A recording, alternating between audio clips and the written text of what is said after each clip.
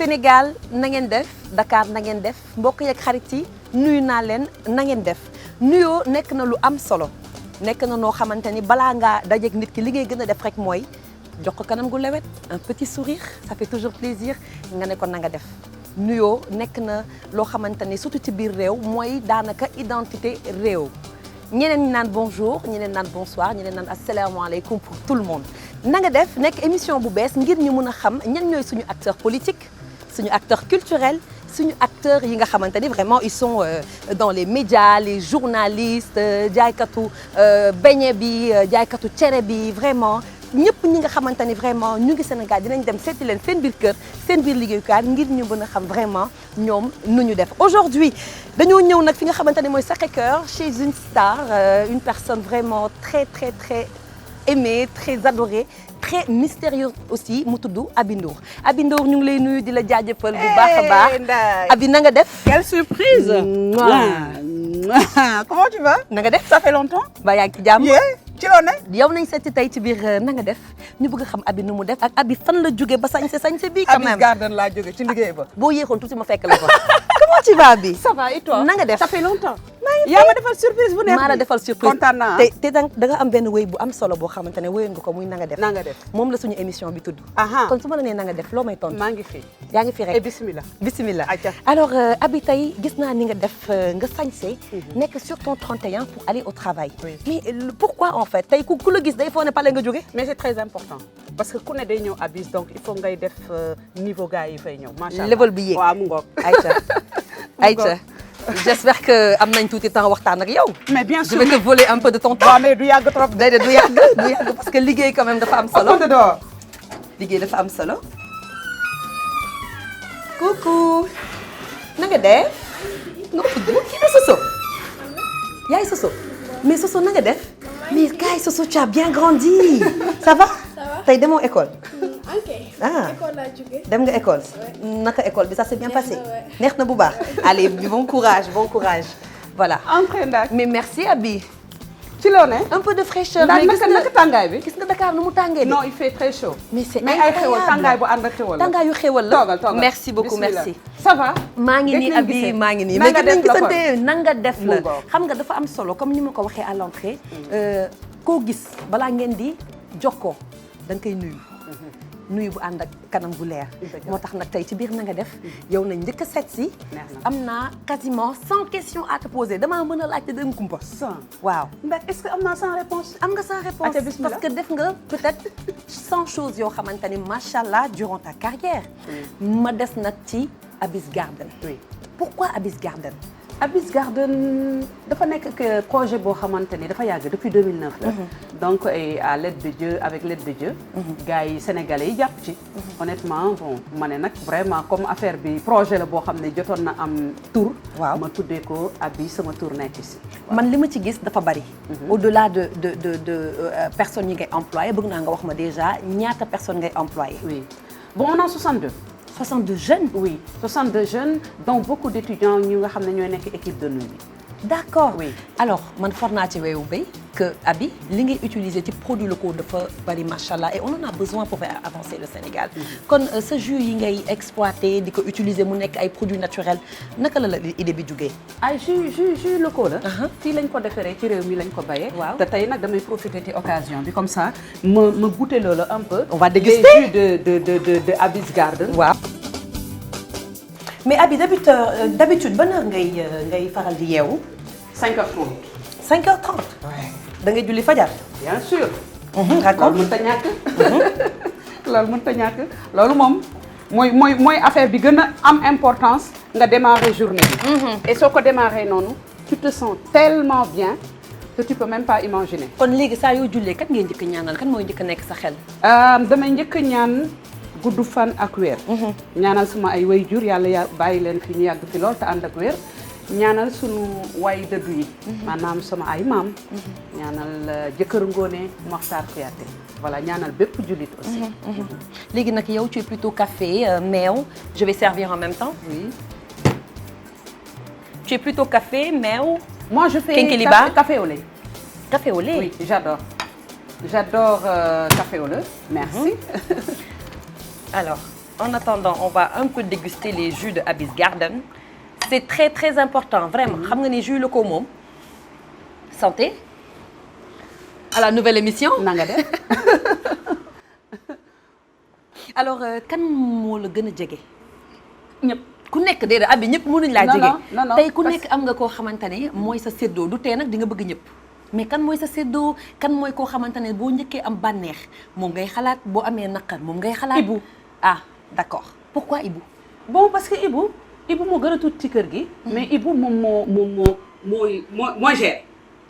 c'est lui qui gère. D'accord. te leer na ni soo ko laajee keneen da la daan Ibou. te am na bàmmeelu biir ah top Ibou c'est top macha allah. ah d'accord waaw, d'accord macha allah. kan mooy sa xarit d'enfance sama ay sœur. ñooy sa xarit oui d'enfance parce que nous on n'a pas de dugg ak génn ñun ñëpp ah ni ma mel Aby Ndour nu mu mel noonu la ñëpp mel on n'a pas de dugg ak génn on se fréquente ci suñu biir ak avec nos belles-sœurs. kon da nga bëgg a wax ni meilleur ami amul bon peut-être am na mais chez nous ça n'existe pas. ah léegi nag côté papa et maman Oui. doomu yaay nga wala doomu papa les deux. mais Abi mënoo nekk léegi non les deux Ndeye Soxna ak Elimane les deux. Ndeye Soxna Elimane tey boo amoon ñaari mbir looy wax sa papa ak sa yaay Lala aujourd'hui gudd fan ak wér. ouais. tey Abi lan moo la gën a marqué déjà côté professionnel ak côté personnel Côté personnel, mes enfants. Ouais, sama doom. D'ailleurs, je profite de l'occasion pour mun la woon sama tout tànk yi ñan lañ. mais ay bëgg naa tey nga wax ma mais yaay moom sa doom même bu nekkee sax dafa dem ba mag après toi yaay rek ngay doon doo leen xoolee vraiment mag xale nga leen di xool doon nangu sax ñu mais ñaata lañu ñoom ils sont 3. d'accord Macha allah. yàlla 3 bant ñaata góor ñaata jigéen 2 d'ailleurs ñu ngi nii. ah Il y a le plus petit Seydina, il y a Bintou et Youssou am na jabar Bintou am na jëkkër. Je reste juste bébé sama bébé bi moo ci des Seydina. Seydina moo ci de il a quel âge Seydina Seydina il a 17 ans. mais tey qu'est-ce que ça te fait tey une femme je pense que war nga épanouir quand même nga yar doom Macha ba Allah. ñii am jabar ñii am jëkkër surtout doom bu jigéen ak jamono ji ni mu tëradee sant yàlla man ndax sant rek moom moo waral. man dama sant yàlla. dama sant yàlla bu bëree bëri may ma njaboot et puis suñu borom gunge ma ba ñu mun a am lii ci ñoom donc sant rek moom moo waral. tey éducation de base dafa am solo xale yi lan nga leen yaree est-ce que ça a été facile parce que nekk nga chanteuse nekk nga nit ku siiw ça a été évident nga nekk une maman célèbre nekk Aby Ndour quoi di way xam nga dëkk à l'étranger teel sëy am ay doom naka nga leen yaree ba sama waajur yi ne dañ ma jàppale ak suma ay frères ak suma ay sœurs. dañ ma taxawu ba mbir mi yomb ci man macha allah. d'accord mais tey xale bu yar xale quand même parce que tu as eu tes enfants très tôt. Oui. mais lan moo nekkoon sa source de motivation comment tu as pu les élever. Juste mes parents parce que xam nga soo amee parents yoo xam ne dañuy am ci lu ñuy dox. muy gëm-gëm. éducation éthique et tout ça. loolu bu ñu la ci tegee rek. yow looy def mooy dara du doon sa métier lu dul topp tànk yooyu. te vraiment c'est important. sant yàlla c'est important waaw. mais Aby gis nañ tamit que bu njëkk ba avant aujourd'hui nga nekk la femme que tu es di nekk vraiment dugg sa loxo lool ci social duggal sa loxo ci mbirum entrepreneuriat niñ la xamee mooy musique oui qu'est-ce que la musique représente pour toi aujourd'hui tout parce que métier la boo xamante ni dama ko def ak ndax ayca bismillah Ayca. dama ko def ak amour parce que man xam nga ku def musique rek am na kenn ku la feeñal par exemple Ibrahima Ndour Habib Faye et tout ça man benn chauffeur Youssou bu tudd Omar moo dem wax Youssou dama bëgg nga essayer Aby noonu la demee lan moo tax naka da nga daan wayantu soral ñëpp lakkal ñëpp sa lakkal ñëpp après finalement Youssou Ndour jël ma ni ma naa ñëw studio Biagi boobu ñu ngi dëkk Biagi ak Habib Faye ñu dem studio ma def morceau bu ñuy wax Makoy d'accord ci foofu nag la lépp déparé et j'ai fait le tour du monde avec mon frère. mais bon d'accord ne sois pas trop modeste quand même parce que aujourd'hui nga nekk jeune même si Youssou c'est ton frère. ñu ràññee ko lool quand même à l'échelle internationale. lan nga njëkk a yëg bi nga taxawee mën na la Aby wayal. non au fait bi ma duggee ci studio bi li ñu njëkk a dafa ne ma pour naa way ma koy mu siin ma koy mu yanj ma koy mu yaayam ma koy mu yaayam ma def ko. mu ne ma kër gi la maison yow demal nga tëddi suba la ñuy enregistré affaire bi noonu la demee donc noonu la demee xam nga loo gis rek loxo waay ma nga ca te encore une fois du ñu jóg te di ko sargal. ban relation nga am ak moom. Extraordinaire, c'est un père. Youssou Ndour c'est pas un frère, c'est un père pour nous. Parce que machallah point. macha allah point. am na beneen wéy boo xamante ne Maam Jaara la. Oui. yow ngay laayeen. Oui. Abi c'est très important de le souligner. Oui. nga wéy Maam Jaara. Oui. ban relation nga am avec les confréries. jàmm parce que këru diine yëpp je suis laayeen talibé di Seydina Limaamu Mahdi alayhi salaam. mais xam nga ñun ni ñu tàggatee fii ci réew mi culturellement dañu war di seq jàmm. donc man ci bépp këru diine dama fa am ay nit ñoo xamante ni sama ay wasi lañ. donc wayu Soxna Jaara bi Soxna Jaara li muy représenté ci ñun jigéen dafa jéggi dayoo. maanaam ci yar bi ci teey bi ci muñ bi ci nangu bi. donc rafet na ku ñu jural ku toor ni Cheikhul Khadim nga jëkkati ay kàddu jagleel ko lii moo wundu la chanson de Mame Diarra. C'est très important. Oui. ñi la xam nañu que tu es une femme très spirituelle. Oui. ban religion lan lay occuper tey ci sa vie. tout li ma gën a neex ci àddina xam nga lan la mooy ma jël fii avion dem Makka Médine. mosagoo dem Màkk. dem naa 4 fois. ah mais yow xajaa nga. oui bien sûr. tey ban mooy sa émission religion préférée. diine ak jamono. diine ak jamono parce que diine ak jamono diine fi mu nekkoon mu ngi fa nekk mais jamono buy dox. dafay mel ni comme un peu diine gi dafay xaw a soppeeku or soppeekuwul il faut que ñaar ñooñu di ànd tout le temps. effectivement c'est important kan mooy sa oustaz préféré. sama oustaz préféré bon dafa génn àdduna muy Moustapha Gueye pa bi décédé yàggul dara. lan mooy sa chanson religieuse préférée Abi. bon am na bu ñuy wax damay dégg des fois ci sonnerie yi. même man sax dama koy am. Seydina Mouhamed. Seydina Mouhamed. def leen ñu magal ni ñu magal Seydina Mouhamed. sallallahu alayhi wa sallam. j'adore sallallahu alayhi wa sallam léegi nag tey pour ñu tëj quand même volet religion bi gis nga ko lépp laay laaj. bu ñu jógee ci jamono dañuy wax ci diine delluwaat nag ci jamono. ban suuraat ngay réciter le plus. dinaa réciter Fatiha. lu bëri mais fu ma toog damay def julliti sang bu tedd bi alayhi salaatu wassalaam. damay def ay salaatu ala nabi yu bëri. sallallahu ala muhammadin damay def shukran laka ya rabbi. damay def bëri na yi nga xam ne dama koy def. tey Abi lan nga xalaat ci gouvernement actuel bi et aussi tey boo duggoon ci politique par exemple président Macky Sall woo la pour nga liggéey ak ñoom est-ce que di nga dugg. oui dinaa dugg parce que xam nga l'important c'est de participer au développement de son pays. C'est le plus important. loolu dafa am solo te nit bu nga xamante ne dafay liggéey aussi. des fois woo la ne la dama bëgg ci li may liggéey nga jàpp ci. kooku da nga war a jàpp ci affaire bi pour dëkk bi dox pour dëkk bi am stabilité. C'est important et on profite aussi de l'occasion pour dire merci au président de la République parce que toog nañu benn diir boo xam ne amuñu premier ministre. Tout à fait. mu indil ñu premier ministre boo xamante ni macha allah. indi na dal ci dëkk bi am na benn dal boo xamante ni mën nañu ko indi parce qu'on a besoin de ça parce que ndax su dee amuñu jàmm on peut rien. Effectivement. Alors est-ce que Abi est une femme sensible ou forte est-ce que gaaw nga jooy. très waaw gaaw jooy na.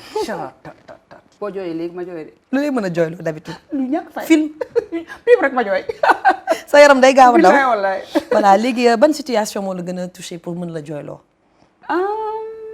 bëri na man des trucs yu simple rek daf may jooy surtout mënuma gis nit koo xam ne dafay nekk ci jafe-jafe di ko expliquer booy tàmbali man su ma lay wax lu baax sax man après damay jooy. ndeysaan. waaw léegi nag kon tey est-ce que Abi faral na tamit di banque des fois dëkk bi tardé mais est-ce que ñu siiw ñi dinañ banque.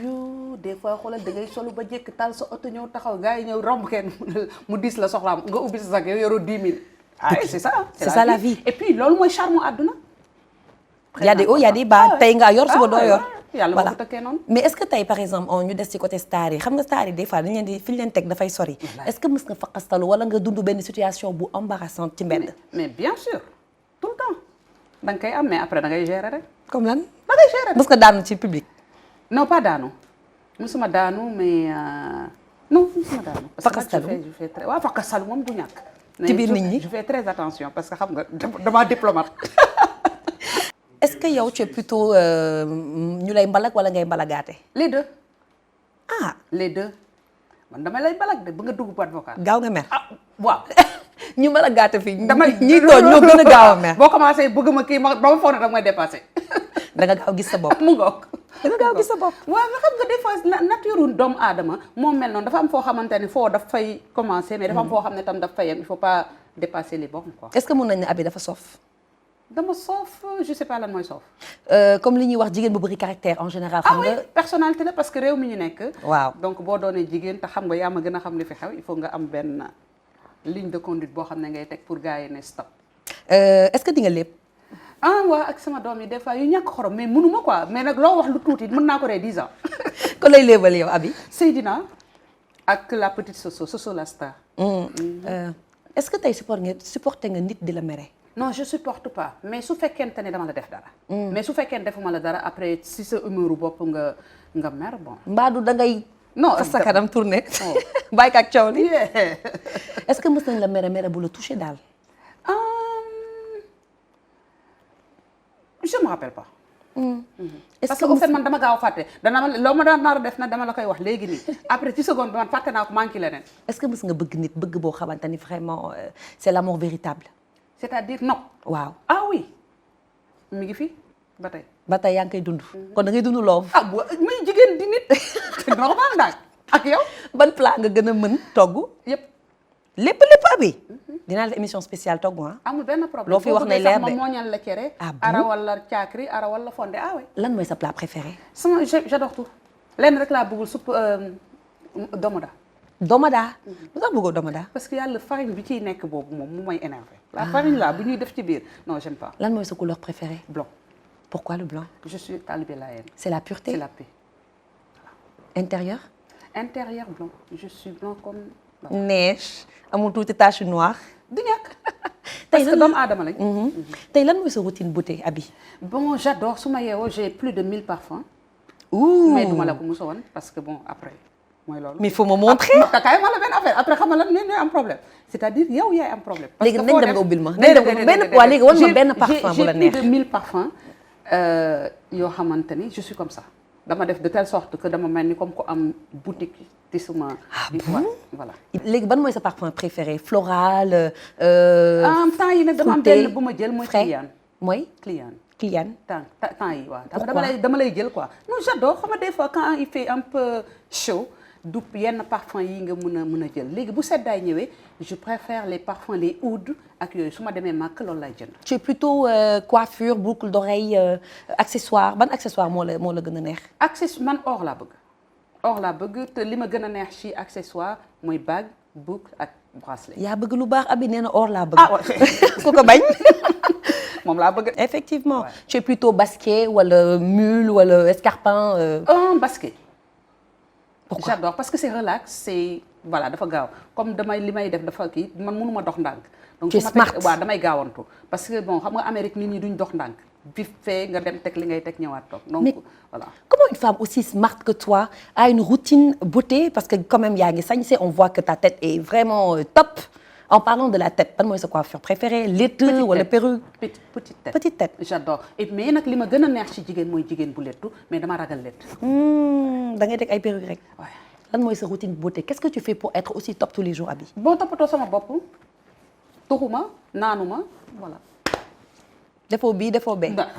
maa la wax lii. alors tey boo nekkoon produit de beauté ban ngay doon. lait de corps. lait de corps boo nekkoon continent ban ngay doon. Afrique. boo nekkoon pays ban ngay doon. Sénégal. boo nekkoon capitale. Dakar. I love Dakar. et dama am mouvement bu tudd Jeune Dakar. lan mooy loo xam ne doo ko mën a baale. mooy ku ma bëgg a yeb du ma fooyee loolu. est-ce que bëriwoo caractère bu mu ëpp tamit. si noonu la jigéen dafa am benn affaire rek bu ñu koy doyee tey jii doo am sa sœur nit ñi yeb ko du la neex. sa doom sa jabar wala yooyu bon jigéen du kaf-kaf yu bëri. effectivement jox ma ñaari jikko yoo xamante ne neexu la ci nit. neexuma ci nit mooy nit bu réew ñàkk teggin. ñaari jikko yoo xamante ne ku ko mel rek dalay neex. nga am yar am diine. jox ma ñaari jikko yu Aby Ndour am yu baax. am naa yar am naa diine. ñaari défaut yoo xamante ne mu ngi ci yow. je supporte pas ku ma yëpp bugguma affaire yu xeebaate. alors tey est-ce que mën nañu xam kan mooy sa chanteur préféré. Thione Seck. pourquoi Ballago Seck macha allah yàlla ko yàlla yërëm. amiin yaa rabbi non xam nga des fois dafa am nit ñoo xam ne dafay am fu ñuy woyee foo xam ne dafa lay neex. j'adore Thione Seck. alors question réponse nañ wax mais tey bëgg naa nga jox ma tuuti anecdote ci sa diggante ak Thione Seck loolu moom c'est très important. Thione Seck dama ko xam nekk ndaw parce que ma grande sœur Ndeye Sene bu dafa doon sëy ak frère am Mapenda Seck. donc ci foofu la ñu amee relation ak famille Thione Seck aussi am ko ak sunu famille donc moom ma adoré ko simple c'est-à-dire que y a pas quelque chose de compliqué tout simplement. En parlant de famille seen famille tey xam nañu famille artiste la. est-ce que am na ko fay way. à part Youssou ak yow. sama yaay sonal ñu rek. yaay day way. yaay way amul bopp amul benn. day way. tey Aby wax dañuy desaat tuuti ci mode. parce que ñaw nga. lan moo tax tey yeggali woo. au fait xam nga des fois bi ma ñibbisee en 2004 dama ñëw après ma bëgg a def benn projet boo xamante ni couture la ma tuddee que juste sama tour Aby Ndour donc ça a marché. oui ça a marché c'est ça. non mais après dañ ma dévaliser 2 fois jël sama ay matériel jël sama ay kii j'ai pas eu aussi le courage taxawaat parce que dama doon dem ak fonds propres c'était pas évident donc j'ai laissé tomber maintenant sama bopp kese lay ñëwal. d'accord léegi ñu des ci mode boo nekkoon tey pantalon short jean wala jupe wala robe combinaison lan lay doon. sœur. Très bien. Pourquoi sœur? Tu es ancrée dans la culture. Voilà, c'est important. tey lan moo la neex ci suñu culture sénégalaise. tout je suis sénégalaise de la tête aux pieds. mën nga nekk tey pël lekk cere. mën nga nekk séeréer tukulóor joola parce que sama yaay elle est alpulaar. sama papa il est séeréer donc je. tu es plutôt poisson ou viande. poisson. est-ce que di nga naan ataaya. oui léger. mais du sonalu ma def fu ma ko fekk rek laa koy naan su ma ko fekk lu amul problème. alors tu es plutôt Facebook TikTok. LinkedIn wala Twitter intellectuel yi fu mu nekk wala Instagram. Snap. Au fait je fais le tour mais je suis plutôt Instagram j'adore Instagram parce que c'est moins farfelu. maanaam TikTok si j'ai envie de rire ou bien de me juste xam nga distraire damay dem TikTok pour voir voilà tout le monde. pour voir le monde quoi. mais tu restes combien de temps sur TikTok. ou sur les réseaux. des fois Seydina saa yi ñëwee dafay xool ñaata heure laa def TikTok wala ñaata bu ci nekk dañ may contrôler ci kër gi moomu tuba kër de voilà. alors tu es plutôt portable téléphone portable ou laptop wala télévision. non téléphone parce que dama am ay doom à l'extérieur donc je suis téléphone. mais Aby yow tey ban genre xale nga nekkoon. est-ce que chef de gang nga woon. est-ce que tapet nga woon. est-ce que da nga daan léeg parce que am na xale yoo xam ne dañuy léeg mais ku ñëw du leen ko foogee.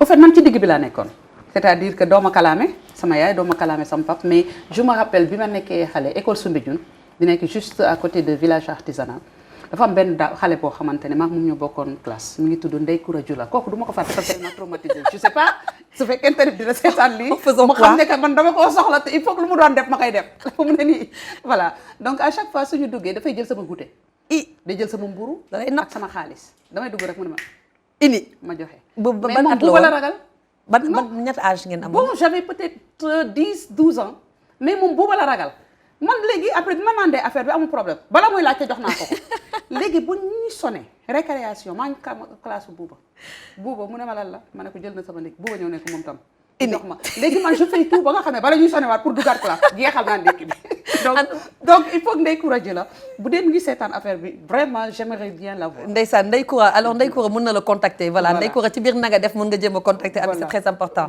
léegi nag yow est-ce que am nga bi nga nekkee xale yan dégâts nga defoon dégâts yu rëy yu pata dégâts mus nañu dem seetaan ndëpp Gueule Tapée mais dootuñu ko defati biñ dugg see ci kër gi sama papa dafa mel ni itilaire sama papa itilaire lañ ko doon tuddee c'est-à-dire que jour boobu laa mës a taxaw seetaan ndëpp mais jour boobu laa xamatul man bu ñuy tëgg fu yooyu sax fan la fii sa kanam gi fekk yoo beneen affaire la.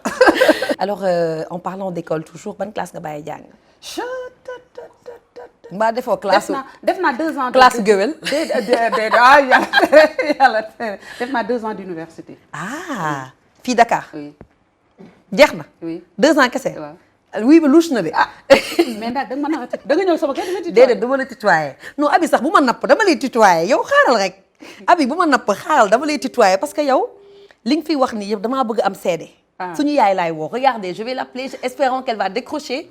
très bien Tata Ngoné. jaba jaba. Tata Ngoné je suis avec Abi ci émission bu bees tudd na nga def mu ngi ñuy terroriser damaa bëggoon xam nag Abi tey ban façon xale la woon seen biir kër est-ce que léejoon na wala léejul.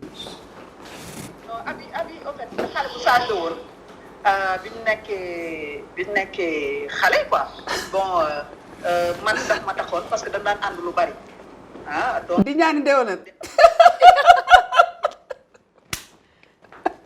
léegi nag moom mu expliqué la am na beneen nax boo xam ne dafa neex mokk laa def. ngir yàlla loo ko xamal wax ma loo ko xamal la ñëpp dégg loo ko xamal mu nettali ma ko. D'accord Tata Ngoné je vais pas te retenir longtemps merci beaucoup et à tout de suite. Abi waxtaan ci gémmiñu borom nettali ma li Ngoné wax. ndax balaa ma kaa woowaat moo dàqoon ñaan déwénal ci àdduna dañuy def groupe de famille bi ñun ñëppay ànd.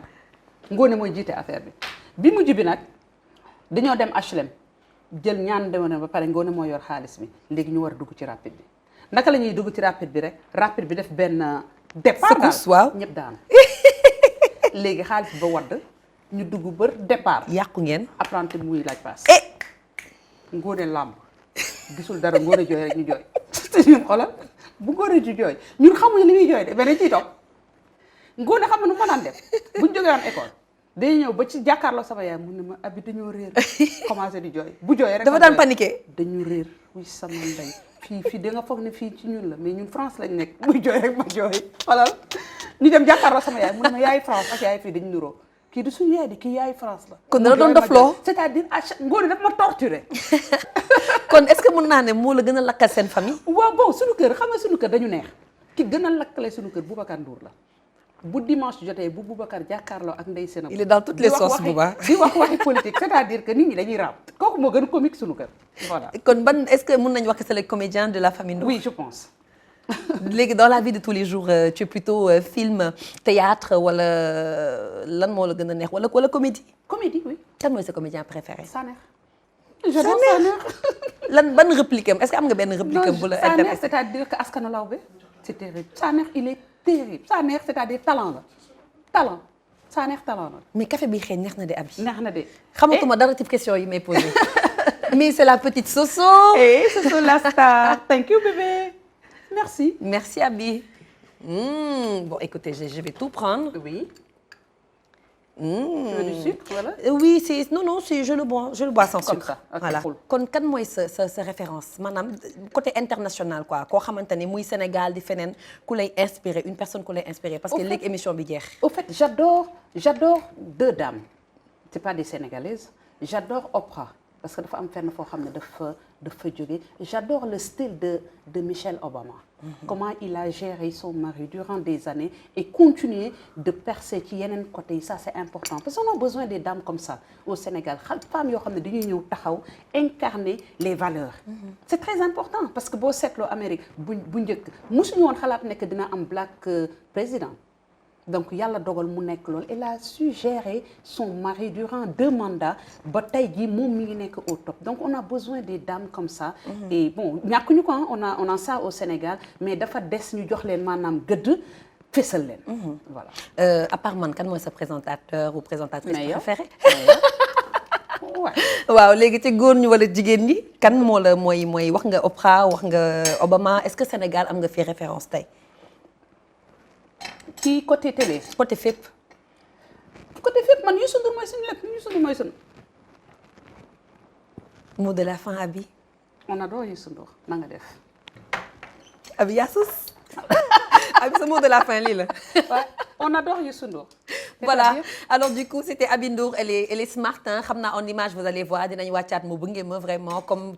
tout bonne sénégalaise ku ñëw suñu kër dañ lay bëgg ba ci buntu ba vraiment merci beaucoup te dinañ ñëw xaar lañ ñu mën na nekk yow mi ñu seetaan mën na nekk sa artiste préféré yónnee li ñu par message bien sûr ci suñu réseaux sociaux kan ngeen bëgg ñu dem seeti ko na ngeen def yendu leen ak jàmm.